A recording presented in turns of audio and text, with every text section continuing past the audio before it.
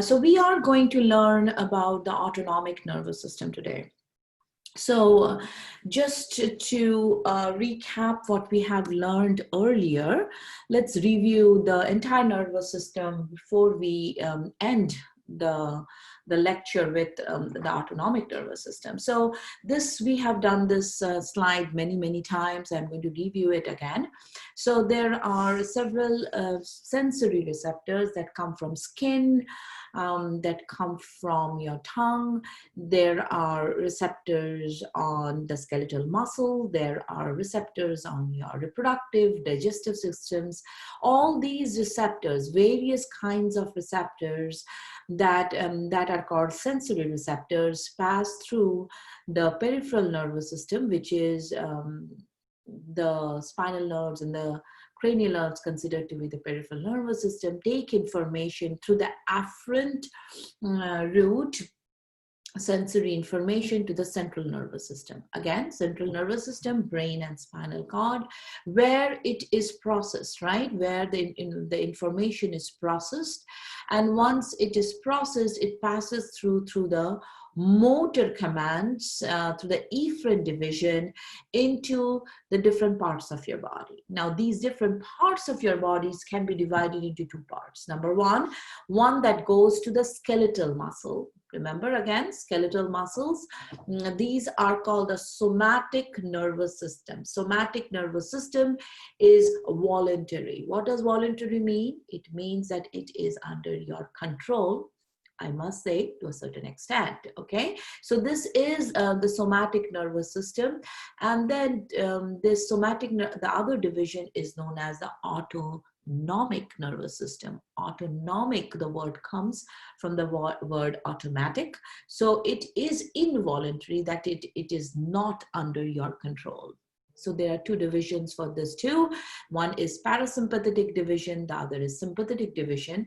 And both of these divisions control smooth muscle, cardiac muscles, and gland. So what are we learning today? We are learning this part, the part which is not under your control, which is called the autonomic nervous system, or ANS. Okay, this division is highly sophisticated, I would say, and it is it feels like this division has a lot to give to our day-to-day lives. Okay, so before even we go into this, let me just reiterate what is the background of autonomic nervous system. So usually autonomic nervous systems comes into play during situations of emergency, but there are several throughout our day-to-day activities. The autonomic nervous system is required. So you must have read a storybook, or watched an episode of a sitcom or a film, and your heart started racing. Okay, you were feeling, oh my God, I am sweating. And does that happen? Usually when we are sweating, we are breathing heavy, is when we are doing exercise, right? But this is not that kind of sweating. We are not doing exercise, but we are still sweating. And that is a result of reading a book, maybe, watching a sitcom, maybe. And this increase in sweating, increase in the heart rate, or suddenly you have been told that, sorry, that you have to take a test right now. Your hearts will start racing. Your palms will start sweating. These actions are not under your control. Even if you feel that I do not want to sweat, you will still be sweating. And this is a result of autonomic nervous system, also known as ANS. We do not have control on these emotions, on these actions. So now that we know about a little bit background about autonomic nervous system, the question is, which part of the brain controls it? It is the hypothalamus. And we have learned about hypothalamus. Hypothalamus is part of the diencephalon, if you remember. And diencephalon consists of three parts: epithalamus, thalamus, and hypothalamus. Okay, hypo means below. So it is below thalamus. Hypothalamus is the part which is responsible for these activities. Hypothalamus, this part of the brain has many functions, and we have learned all of them, right? So just to review, it is called a neuroregulatory or neuroendocrine organ because it produces hormones, it controls hormone release, and as a result there are many other functions like sex drive, biological clock, temperature regulation, naming some, which are extremely important roles for hypothalamus. The hypothalamus is controlled and integrated center of the autonomic nervous system, and its actions are automatic and not subject to conscious control.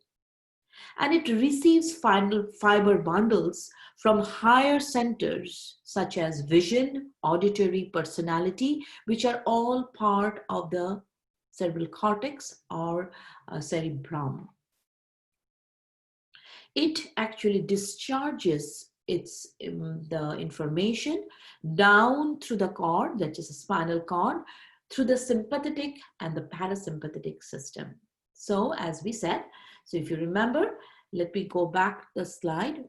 And if you remember, so autonomic nervous system, and there are two divisions, sympathetic and parasympathetic. So it receives information from the brain and the spinal cord and disperses the information through its two divisions, sympathetic and parasympathetic.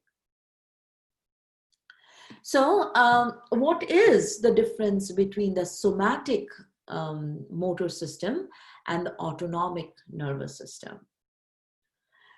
So the somatic nervous system involves initiation and transmission. So we are looking at the somatic here, which controls the skeletal muscle, and autonomic nervous system, which controls smooth muscles, cardiac muscles, and the glands. So for the somatic nervous system, the somatic motor involves initiation and transmission of nerve signals from the CNS to the skeletal muscle. The somatic nervous system controls all boring stuff, believe me, like picking up a pen or, shaking hands or walking, etc., controlled by the skeletal system. The autonomic nervous system, this autonomic nervous system called ANS, is also called visceral nervous system, because it does all sorts of action related to the visceral organs and does some very interesting stuff like blushing, goosebump, blustering, etc., which are involuntary and not under your control, which involuntary means. The ANS initiates and transmits nerve signals from the CNS to the guts, heart, glands, reproductive organs, etc. The function of the ANS is to maintain homeostasis or a constant internal environment. Thus, the ANS controls all physiological processes that must be maintained by the nervous system to keep the body alive, including regulation of heart rate, blood pressure, body temperature, respiratory rate, sweating, and digestion. The ANS keeps these variables within the optimal ranges and adjusts the variables to meet the changing body needs. The ANS consists of two parts, which is sympathetic and parasympathetic, and both of them work opposite of each other. So let's understand some of the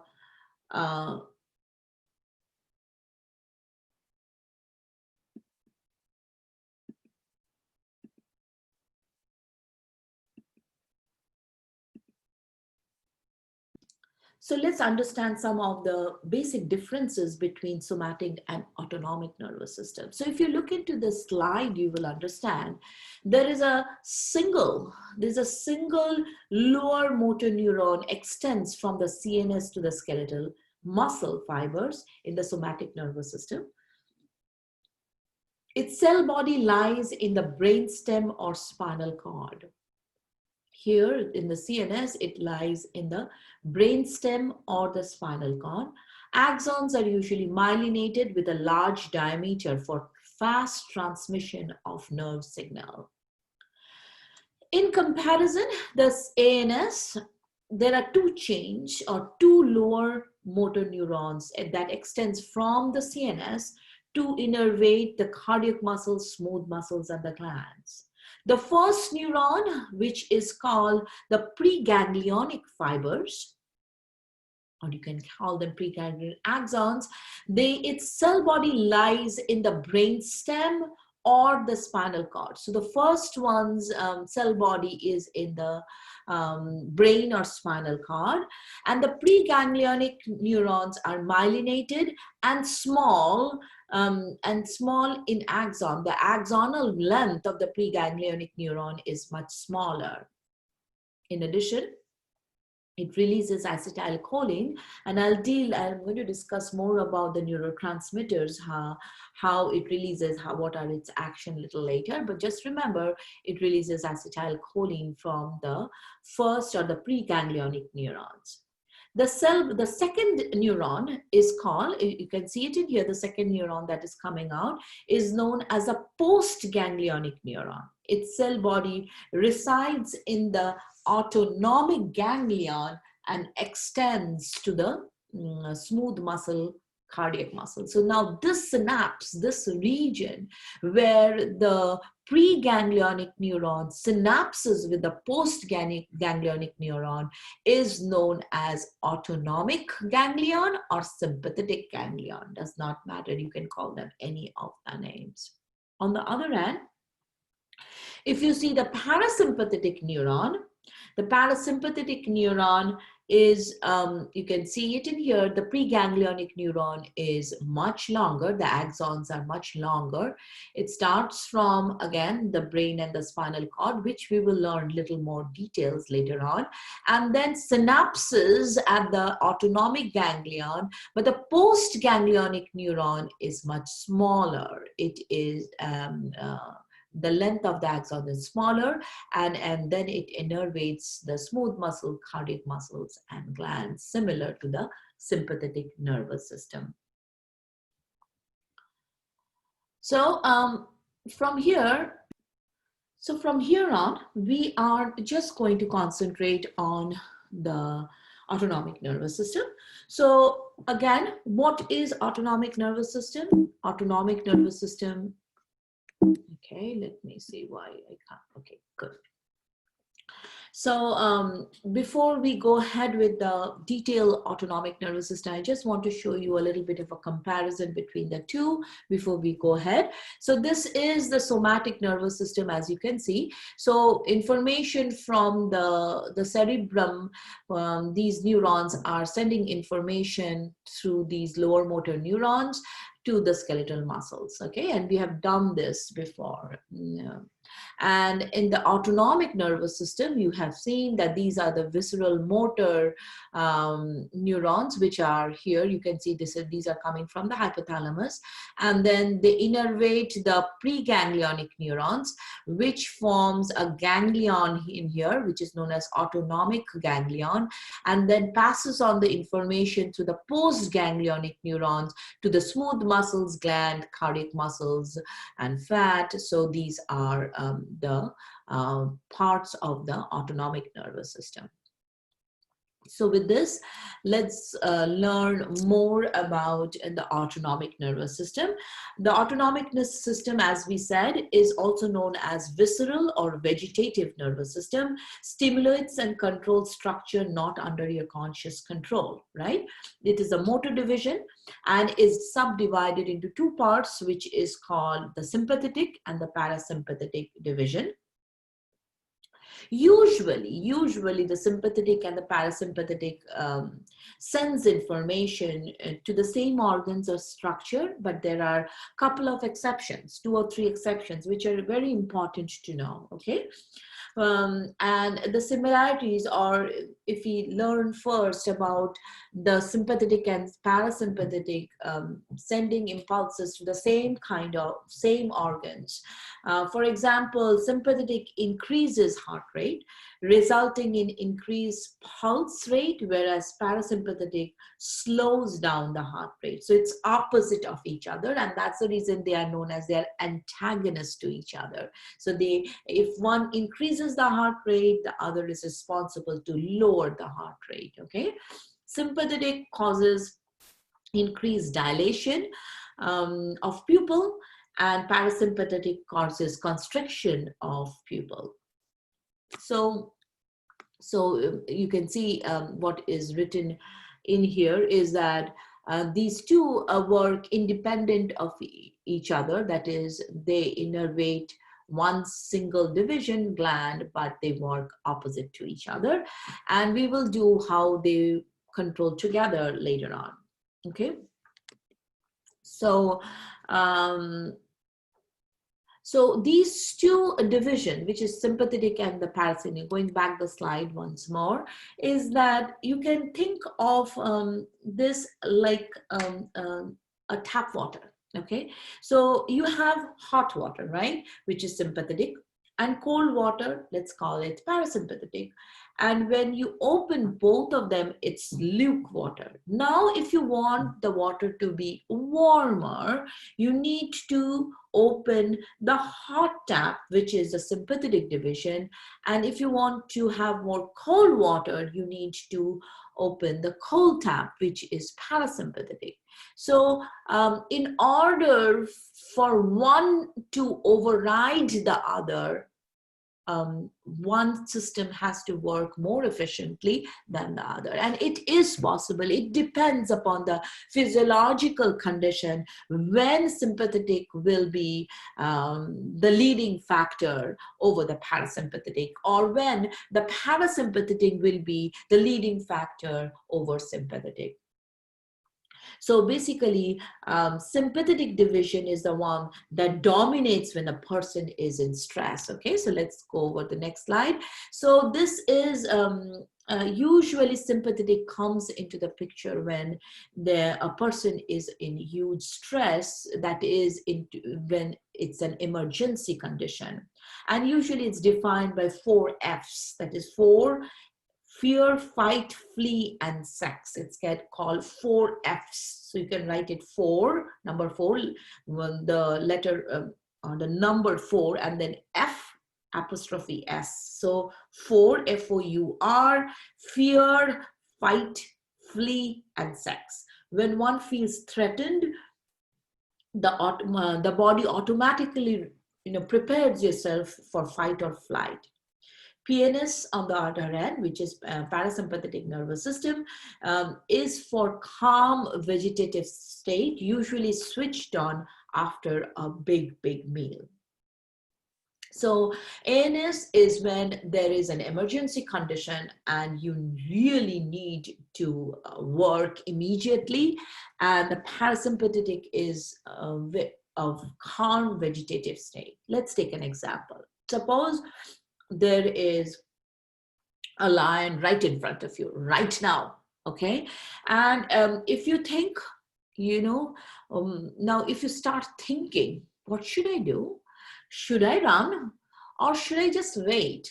You are definitely going to be attacked by the lion. So if you're thinking about digestion, if you're thinking, let me sit and have my food get digested and then I will run away, it will not happen, because if you wait for your lunch or the dinner to be digested, you will become the lunch of the lion. So as a result, it is an immediate response that is required in order for it to happen, for you to flee. And in order for this flee to happen, in order for you to act immediately, sympathetic nervous system has to come into play. So, and in that case, whenever the sympathetic nervous system starts working, so remember, in order for you to flee, there are multiple factors that needs to happen, okay? So number one is your mental alertness needs to be super working very fast, heightened, that's the word. There has to be increased metabolic rate so that there is enough energy given to the muscles so that the muscles can act and you can flee.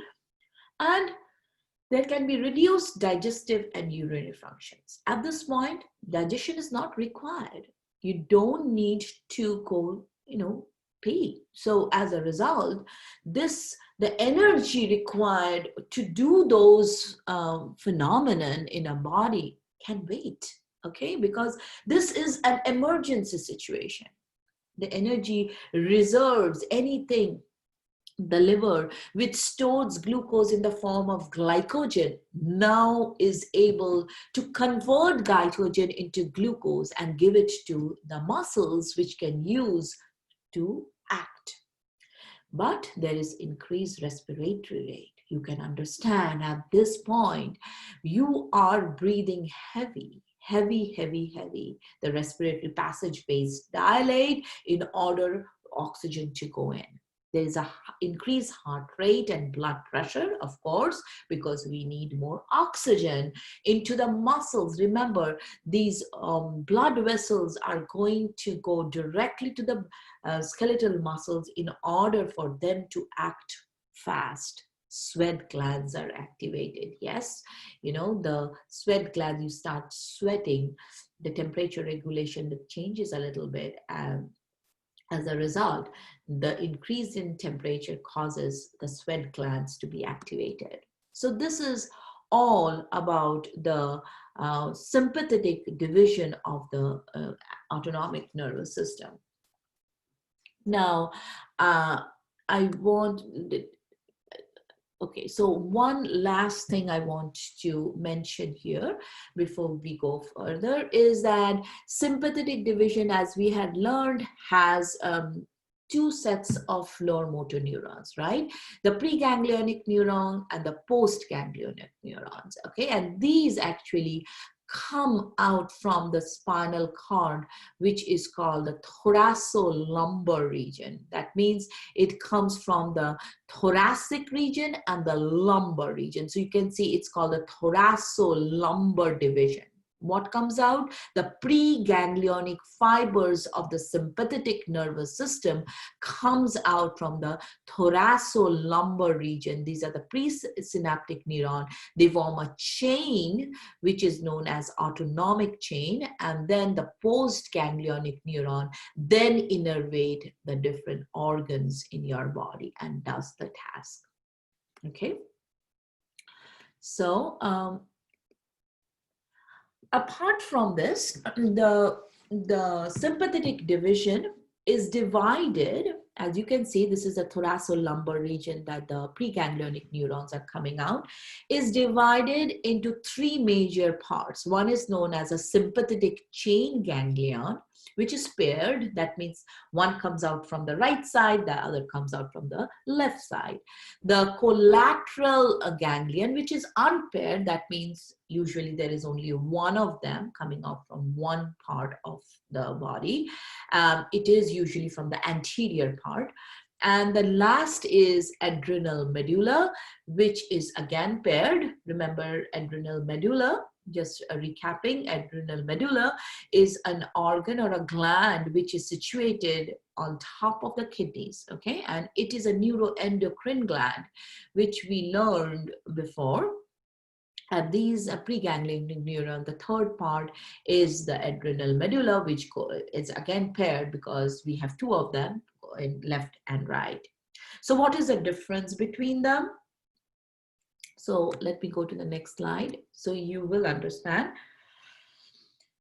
So the three different kinds of autonomic nervous system is the sympathetic preganglionic fibers, which was the first one, originate from the lateral horns and become part of the spinal anterior roots.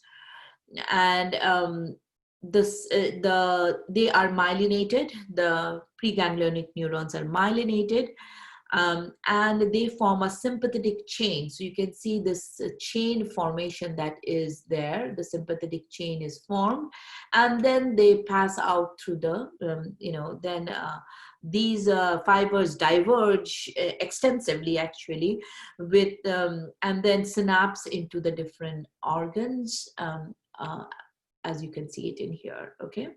So the sympathetic chain ganglion, which was the first one, sympathetic chain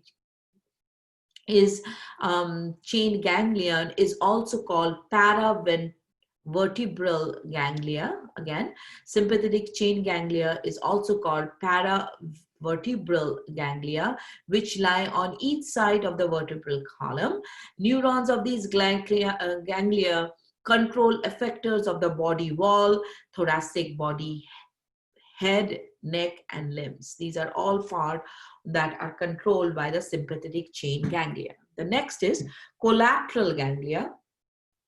These are also known as prevertebral ganglia, are anterior to the vertebral column. See, so these, if you look in here, these are all part of the collateral ganglia, and collateral ganglia contains ganglionic neurons that innervate abdominopelvic tissue and viscera. So you can see the abdominopelvic region. This is the abdominal region, this is the pelvic region, and they innervate each one of them, okay? And since the abdominopelvic region, each one of them is one. For example, we have one stomach, and we have one uterus, we have one urinary bladder. So these are not paired, so they are one in number, and they come out to the anterior part. The last is adrenal medulla, which is very interesting.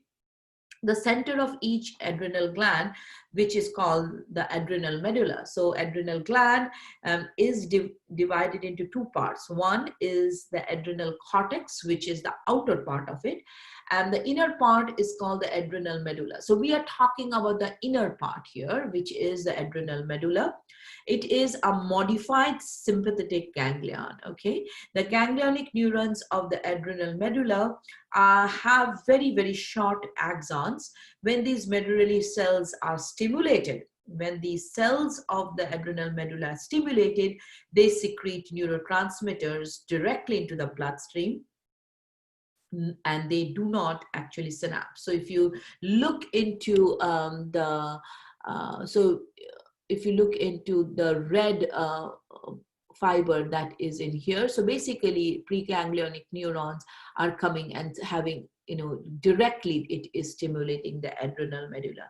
This mode of release allows neurotransmitter to function as hormones, affecting target cell throughout the body. So basically these transmission from the adrenal gland or adrenal medulla is very effective, because the adrenal medulla is able to produce hormones, which is epinephrine and norepinephrine.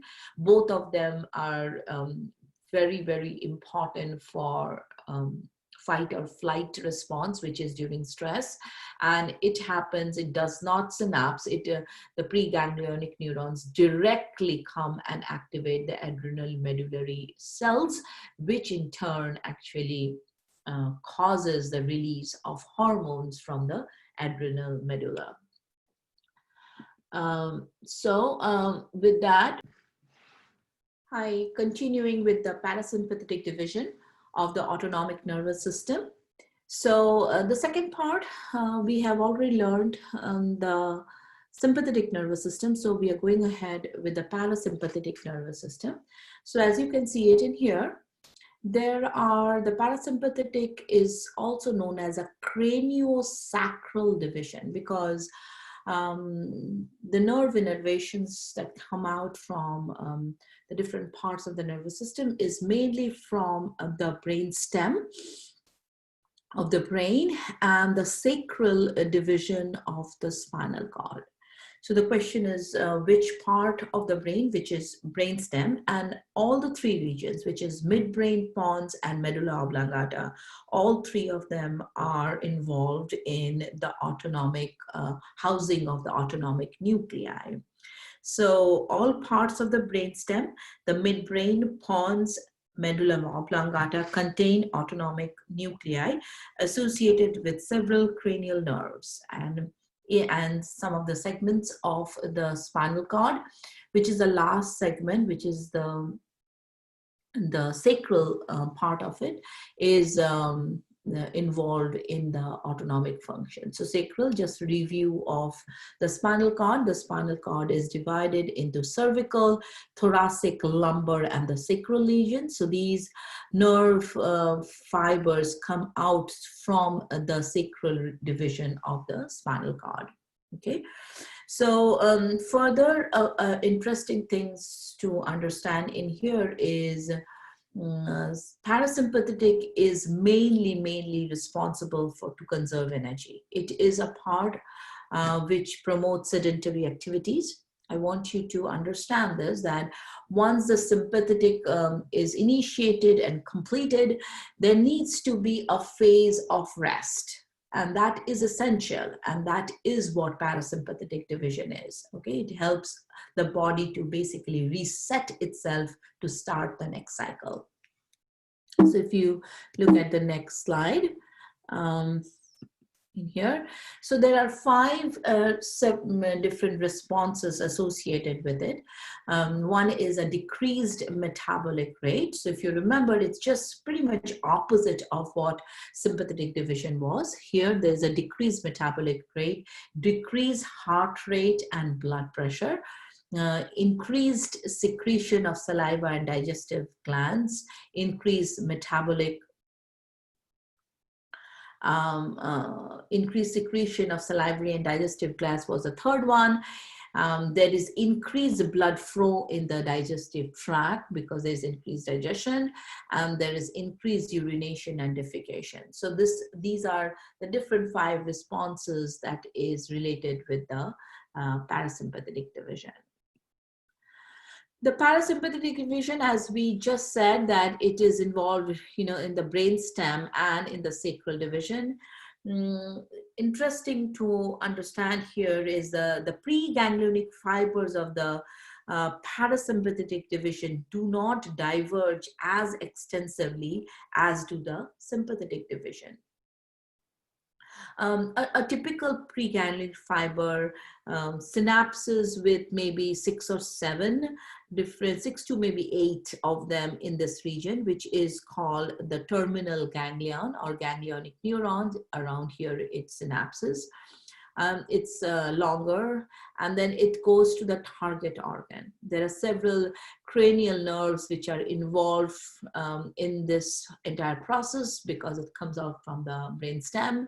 Cranial nerve 3, 7, 9, and 10 are actively involved in the process, and you can see the target organs are eye, tear gland, salivary gland, parotid gland, several visceral organs of the neck, thoracic cavity are all part of the brainstem, which controls the autonomic division of it.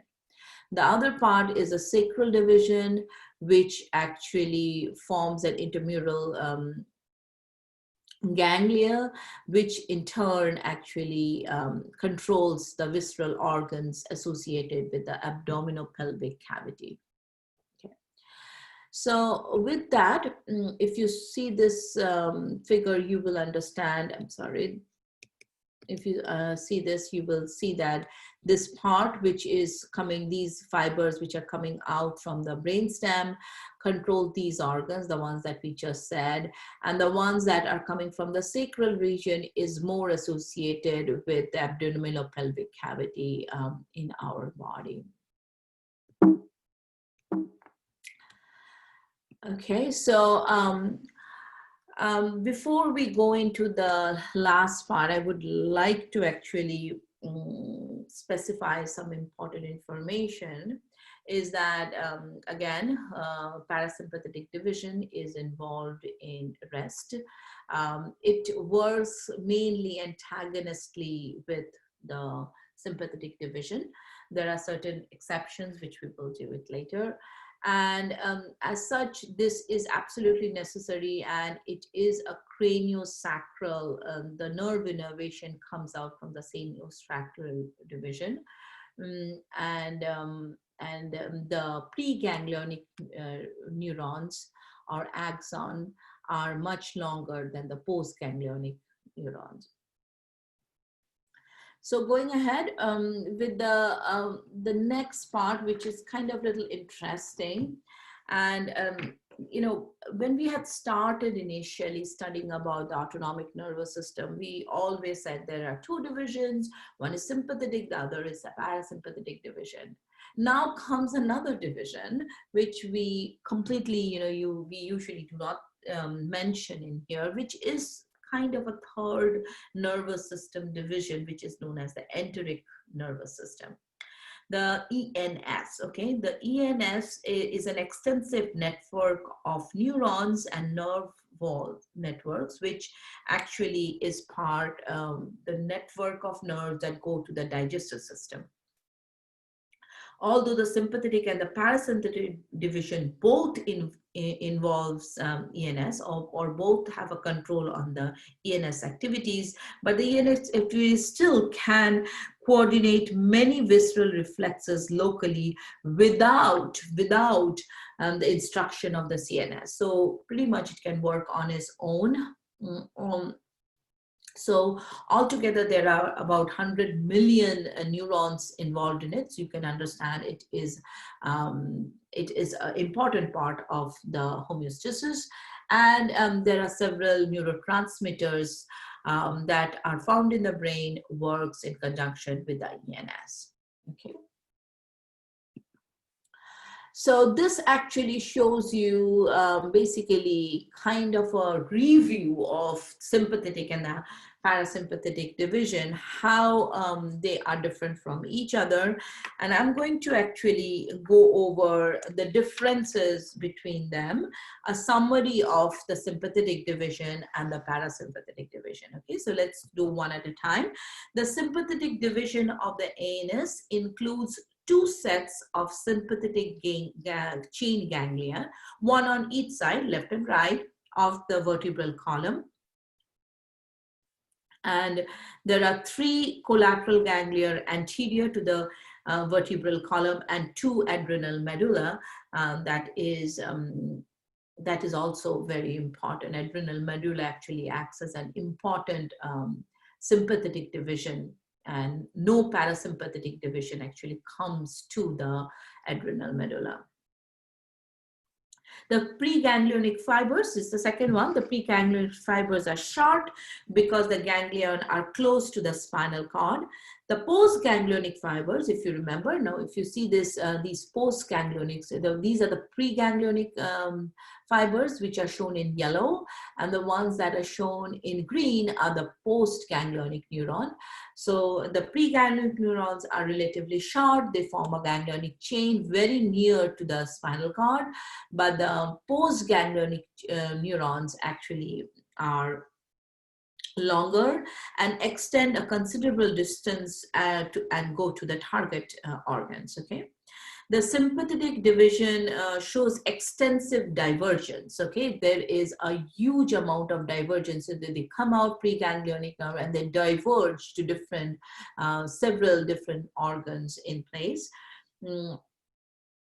Even one preganglionic fiber can actually innervate or go to dozens of the postganglionic fibers to the target cell. The fourth point is all preganglionic neurons release ACH, every one of them. And the postganglionic neurons, on the other hand, can release ACH, but mainly releases norepinephrine. So mainly the postganglionic neurons of the sympathetic division releases norepinephrine neurotransmitter. Okay, so this is mainly some of the major parts of the sympathetic division. So now if we do the parasympathetic division, the parasympathetic division includes visceral motor nuclei, and they are associated with the cranial nerves 3, 7, 9, and 10, and the sacral division also from S2 to S4. Okay, the ganglionic neurons are located in the ganglia, so you can see these small places where they synapse is the ganglia. And then they go to the target organ, then they lead to the target organ. The parasympathetic division does innervate, but the divergence of these fibers are not so much. So each one of them actually go to a particular organ, from the pre then to the post, they go in there. The important thing to remember is the preganglionic neurons are very long and the postganglionic neurons are very short. So the ganglia that forms is near the target organ. Okay. Okay, so actually the parasympathetic division has approximately 1/5 of as much as diversion as sympathetic. So sympathetic diversion or branching of these fibers to different organs is much higher than that of the parasympathetic division. All parasympathetic division neurons are cholinergic. That means whether it's preganglionic neuron or postganglionic neuron, both release acetylcholine, and the neuroreceptors, as we know, are muscarinic receptors and the neuromuscular junctions, and it can be nicotinic receptors also. Okay. So mainly the effects of parasympathetic division is for rest, and mainly the function of sympathetic division comes into picture during emergency. Sympathetic division in general is involved in more functions like increasing in the heart rate, increasing respiration. Parasympathetic, on the other hand, is responsible for mainly rest, vegetative state, or to reset the entire process.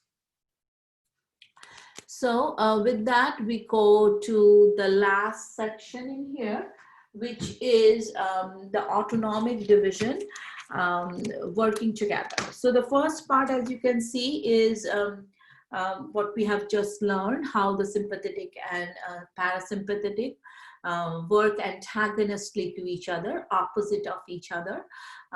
Here you can see a very good example of how sympathetic increases the heart rate, parasympathetic slows down the heart rate. Parasympathetic also increases digestion, but sympathetic decreases the digestion. So it's antagonist. They work antagonistically with each other. But there are some occasions or some of the phenomenon in which they work together. And that is called the cooperative effects. Okay, the cooperative effects is seen in when both the sympathetic and the parasympathetic stimulation causes different effects that together, combination, they work synergistically, they work as a team and have one distinct result. The best example is the sexual function of the male reproductive system.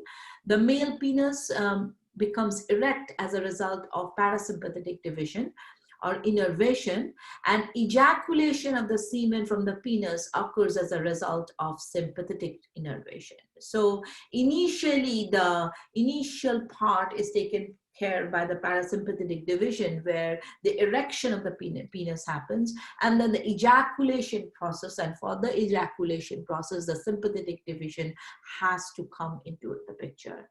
The dual effect, the combination of that, the synergistic effect of it is the process when the semen comes out.